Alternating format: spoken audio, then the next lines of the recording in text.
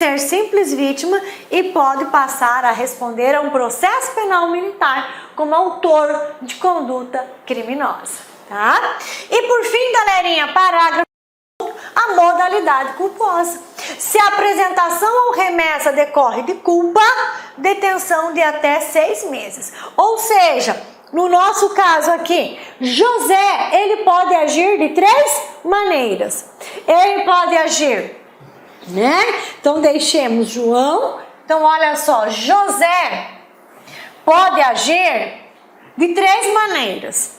Como pode ser a conduta do José? Pode ser por meio de dolo direto, tá?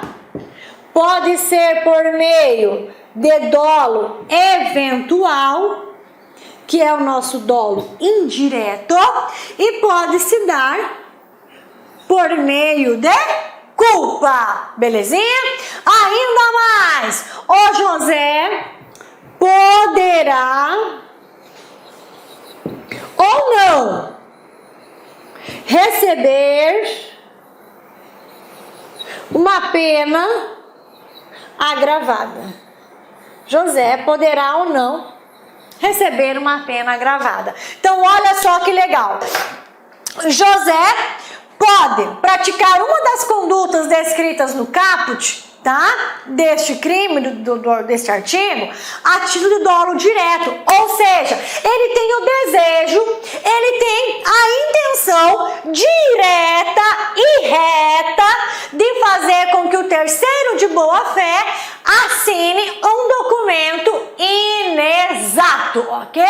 Ele organiza tudo, ele manipula toda a situação para levar esse documento inexato para que o terceiro de boa fé assine. Beleza, esse é o dolo direto.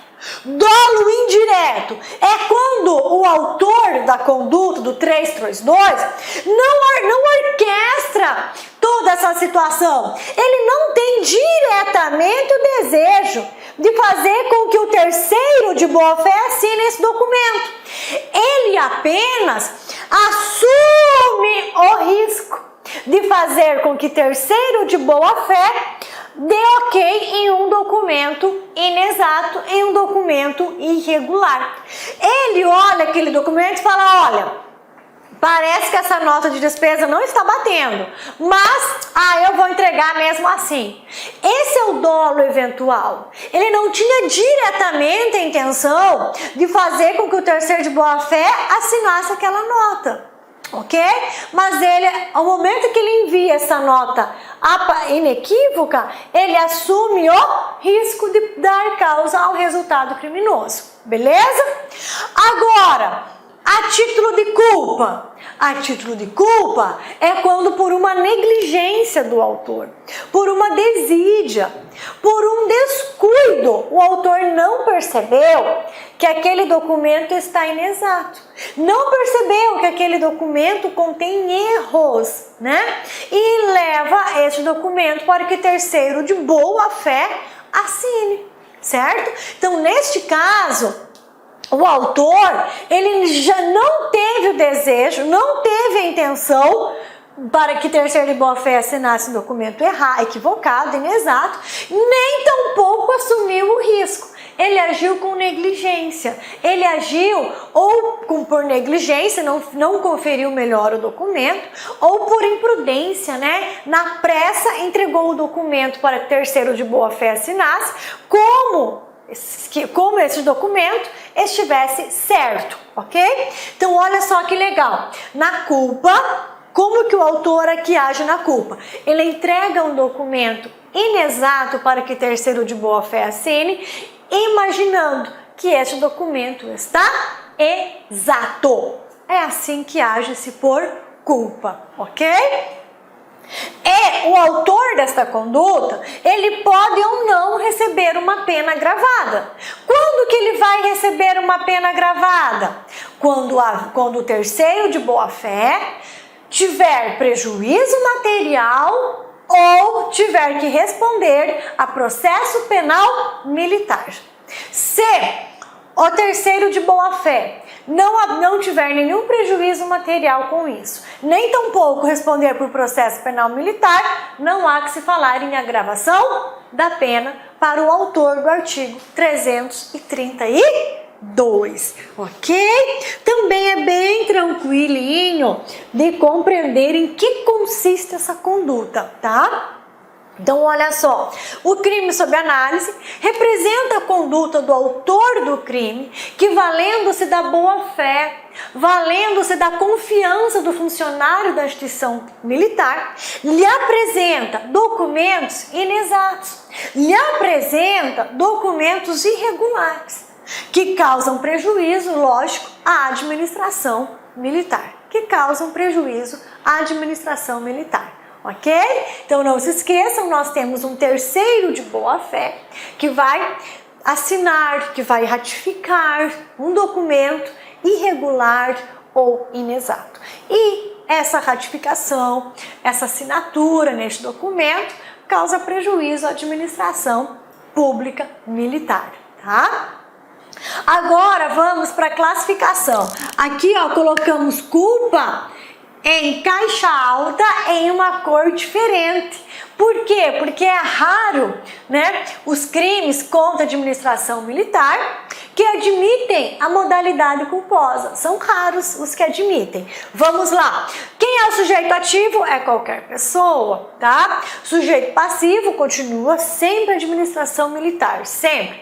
Subjetivo, aqui além do dolo, nós vamos admitir a culpa. Lembrando também uma particularidade. Esse tipo penal, ele admite tanto o dolo direto como o dolo indireto, ok? Admite tanto o dolo direto quanto o dolo indireto.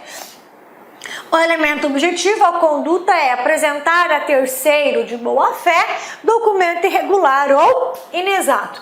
Este crime visa tutelar a administração, a moralidade da administração militar. Este crime recai sobre o documento inexato ou irregular. Nós estamos trabalhando aqui falando documento que compreende todos os citados, tá? Todos os documentos, todas as espécies de papéis, né, que representam pagamento, citados no artigo 332. Momento consumativo é com a apresentação do documento para assinatura, ok? Com a apresentação deste documento para assinatura, certinho, galerinha? Então, vamos lá. Seguindo. Violência arbitrária, 333. Esse é o nosso penúltimo tipo penal deste bloco, é o penúltimo. Nós vamos até o 334. Olha só, violência arbitrária. Aqui nós temos uma lei, né? Salvo engano, lei 4898. Deixa eu ver se é essa. Eu não sou boa, isso mesmo, eu não sou muito boa de gravar número de legislação. 4898, isso mesmo. Nós temos então a nossa leizinha 4898 de 65, né? Que é a lei de abuso de autoridade. Lei de abuso de autoridade, cuja leizinha, né, está sendo aí recentemente alvo, né, de modificações, né? Ela está sendo alvo de modificações, onde o poder legislativo aqui do nosso país, eles querem o quê? Acrescentar condutas praticadas, né, pelo judiciário, praticadas pelo Ministério Público, enfim, toda essa situação que nós estamos acompanhando por conta da Operação Lava Jato, Só que a violência arbitrária, né, ela não deixa de configurar um abuso de autoridade, ok? Agora pergunta-se, a lei de abuso de autoridade, ela revogou o tipo penal violência arbitrária do Código Penal Militar? Ela revogou? Não, ela não revogou, ok? Agora, quando nós estamos falando do Código Penal Comum, tá? Nós falamos sim em revogação, tá? Em revogação tácita, tá bom? Falamos em revogação tácita da violência arbitrária lá do nosso Código Penal comum. Já aqui no nosso Código Penal militar, não fala-se em revogação, tá? Não fala-se em revogação. Então aqui é muito bacana porque nós temos assim vários julgados, N julgados nesse sentido. Quando que será violência arbitrária? Quando que será abuso de autoridade, né? Nós temos várias jurisprudências falando que invasão de domicílio, né? Por exemplo, por policiais fora dos casos permitidos em lei, sem ordem judicial, não caracterizaria violência arbitrária, caracterizaria o crime de abuso de autoridade. E aí nós temos vários julgados que vão diferenciar. E isso implica em uma resposta para nós. A lei de abuso de autoridade não revogou o crime de violência arbitrária. O crime de violência arbitrária aqui do nosso CPM é aquela violência que ela é utilizada, né, que ela é aplicada no exercício da função do funcionário da instituição militar. É lógico, e nós vamos estudar isso também, que é muito legal, que nós temos as excludentes, né? Uma das excludentes que nos interessa, que encaixa certinho aqui na violência arbitrária, é o que? Estrito cumprimento de um dever legal, né? O estrito cumprimento de um dever legal. Né? Ou seja, no estrito cumprimento do dever legal, por exemplo, eu tenho um policial militar que no ato de uma prisão precisa conter, né, o pretenso criminoso, precisa contê-lo. Ou seja, é necessário às vezes imobilizá-lo, né? É necessário às vezes agredir. Né? Claro, é necessário agredir por vezes o pretenso criminoso. Imagine que ele está em fuga e não há como alcançá-lo. O militar ele pode muito bem atirar na perna, atirar na altura do joelho aí, né? Do braço, nada fatal, mas para paralisar aquele agressor. É uma violência praticada contra o pretenso criminoso? Claro que é, mas é uma violência autorizada por lei. Ok? E o que se pune não é a violência autorizada por lei no exercício da função.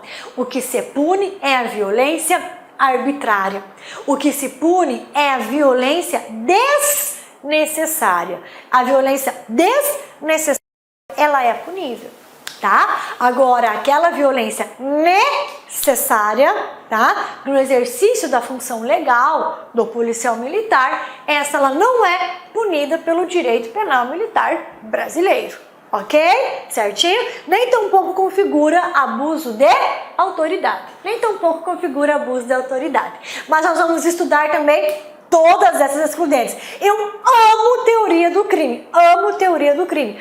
Trabalho na universidade teoria do crime com brilho nos olhos. E da mesma maneira nós vamos trabalhar aqui teoria do crime no direito penal agora militar, galerinha, muito bom. E olha, novidade, muitas questões de concurso sobre teoria do crime, viu? Nós vamos fazer um simuladão bem legal. Bora aqui então, 333. Praticar violência em repartição ou estabelecimento militar. Em repartição ou estabelecimento militar. No exercício de função ou a pretexto de exercê-la. Outra coisa também, olha só, praticar violência onde? O tipo penal fala onde essa violência arbitrária é praticada. Em repartição ou em estabelecimento militar, tá?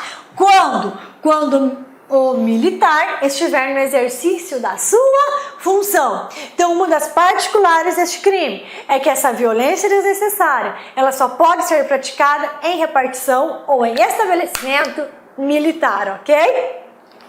A pena é de detenção de 6 meses a 2 anos.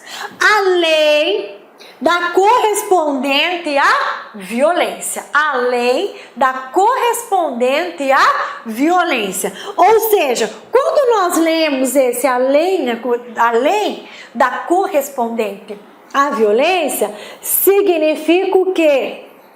Que nós vamos somar as penas.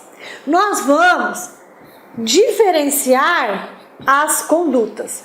Como assim, professora? Somar as penas e diferenciar as condutas. Significa o seguinte: imagine que dessa violência arbitrária decorre o quê? Essa violência arbitrária decorre uma lesão corporal leve. Ok? Decorre uma lesão corporal leve. Então, como que nós vamos fazer? Como que funciona? Funciona da seguinte maneira. Olha só, eu vou apagar aqui, tá? Só vou colocar aqui do ladinho então, ó. Somar é a situação de somar as penas, diferenciando as condutas. Olha o que implica isso aqui, galerinha. Significa o seguinte: quando a gente pratica violência arbitrária, tá? O que acontece? Ele vai responder pelo crime de violência arbitrária. Qual que é a pena para violência arbitrária? De 6 meses a 2 anos. Vamos imaginar que pelo crime da violência arbitrária, ele recebeu uma pena de 1 ano. Beleza, 1 ano. Só que o tipo penal fala pena de 6 meses a 1 ano, além da correspondente à violência. Então, ele também vai responder pela lesão corporal. Qual que é a pena que ele recebe pela lesão corporal? Imagine que ele receba 6 meses pela lesão corporal. Então, ele vai ter o quê? Uma pena final de 1 ano e 6 meses. É isso que significa, além da correspondente à violência. Nós vamos somar as duas penas. Ele responde pelo crime de violência arbitrária, recebe uma pena para este crime. Só que, se dessa violência resultou lesão corporal, nós vamos somar também a pena da lesão corporal. Então, ele responderá, aqui hipoteticamente, por 1 ano e 6 meses. Por quê? Porque nós temos a pena do crime de violência arbitrária, que é 1 ano. E temos a pena correspondente à violência, que é de 6 meses. Legal, né? Muito legal, galerinha. Muito, muito, muito interessante, tá? Então é isso que significa quando vocês leem, além da correspondente à violência, significa a somatória das penas, tá? Olha só, aqui as considerações, né? Em primeiro lugar, precisamos responder a clássica indagação. Com o advento da Lei 4.898, por exemplo, a Lei de Abuso de Autoridade, o tipo penal em questão foi revogado? Não, não foi revogado, tá? Está em plena vigência do nosso CPM. Ou seja, a prática deste crime representa a conduta do funcionário militar, que no desempenho da sua função em repartição ou estabelecimento militar, ok? Pratica uma violência arbitrária, uma violência desnecessária, uma violência desmotivada, ok? Certinho? Então vamos lá. A classificação: sujeito ativo é militar, sujeito passivo é administração militar, porque nós estamos ainda nos crimes praticados contra a administração militar. Este crime admite somente a modalidade dolosa, não há espaço para culpa. A conduta é praticar violência arbitrária no exercício da sua função em repartição ou estabelecimento militar. Esse crime visa resguardar, tutelar a moralidade, a regularidade, a disciplina, o quê? Da administração militar. Este crime recai sobre a vida, sobre a integridade física da vítima, ok? Momento consumativo e tentativa. O momento consumativo se dá com a prática da violência arbitrária. E admite tentativa, perfeitamente admissível a tentativa. tá ok? Perfeitamente admissível. Imagine que a vítima chega até uma instituição militar, né? Para ter vistas de um processo disciplinar administrativo, né? Ele chega lá para ter vistas do processo disciplinar administrativo. Ou imagine que ele é um policial já exonerado, já afastado, já não tem mais vínculo, né, com a administração militar, mas ele vai também até a administração militar para pegar cópia, né, do processo disciplinar que levou ao processo judicial, que levou à exoneração. Chega até o setor, né, até a repartição competente para lhe mostrar esse processo administrativo para ele solicitar desarquivamento, enfim. Diante disso, ele é vítima de uma violência desnecessária do militar. Eis a conduta do artigo 333 aqui do nosso CPM, ok? O militar se irrita, né? O funcionário da instituição militar se irrita, né? Pelo pedido reiterado, pela pressa da vítima em ter vistas logo deste processo e já vem para cima do requisitante ali, da vítima, e lhe desfere um soco, ok? Agora, a tentativa é admissível perfeitamente. Imagine que no momento que esse funcionário da instituição militar vai para agredir a vítima, o seu colega o contém, segura o seu braço, segura ele, contém ele. Perfeitamente, aí está a modalidade tentada do crime, ora estudado, galerinha. Bora! Último crime aqui, tá?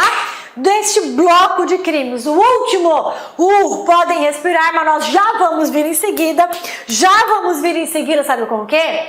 Com os crimes praticados por particular contra a administração. Com licença, meus amigos, minhas amigas. Inicialmente eu peço desculpas por interromper seus estudos, mas essa videoaula é uma videoaula demonstrativa para você conhecer a qualidade de nossos mestres aqui da LAC Concursos.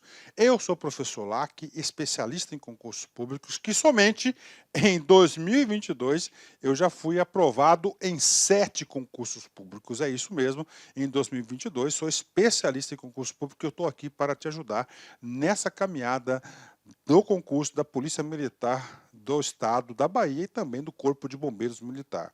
Gente, olha só, qual que é o diferencial da LAC Concurso? Primeiro, tá, o nosso diferencial primeiro, preste atenção, tá?